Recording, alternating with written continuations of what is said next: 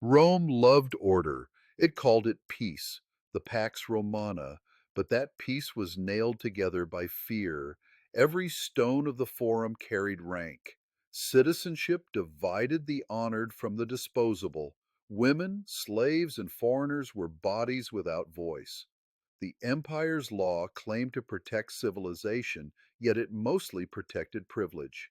To challenge that order, to heal when told not to heal, to speak when told to be silent, was to risk being branded a criminal. And then Acts happens. The apostles walk straight into Rome's fault lines and set them ablaze. Philip steps into Samaria, a place decent Judeans avoided, and the Spirit descends where prejudice said it could not. Paul and Silas free a slave girl from her exploiters and are beaten for disturbing the city. The message is clear. Compassion that costs money becomes sedition. In Athens, Paul talks philosophy with the empire's elites, saying even their poets groped toward the truth they now crucified. And on a doomed ship, a chained prisoner steadies the crew, leadership born from below.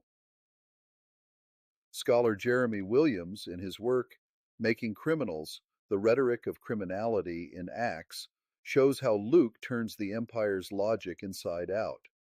Rome defines criminals to preserve its comfort. Acts turns those labels into halos. Stephen's trial is a masterclass in this reversal. The accused becomes the accuser, the courtroom becomes a mirror. The prisoner prosecutes the court, Williams writes, and the stones that kill him strike the conscience of history. Historians might roar here, look! Every empire must paint its prophets as threats. When a truth teller cracks the illusion, the system shouts, danger! Think of Rosa Parks refusing to move, Nelson Mandela declaring freedom from the dock, Greta Thunberg scolding the powerful with a schoolchild's fury.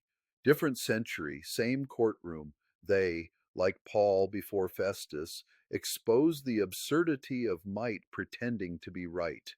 The pattern repeats. Mercy becomes illegal when it crosses profit. Conscience becomes rebellion when it crosses nationalism.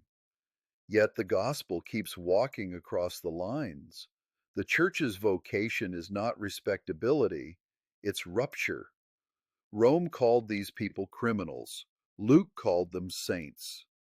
Every age must decide which vocabulary it will use.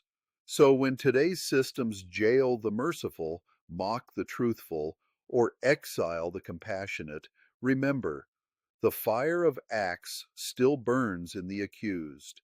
That fire whispers through every cell, every protest, every storm-tossed ship, God's kingdom breaking barriers the empire thought eternal.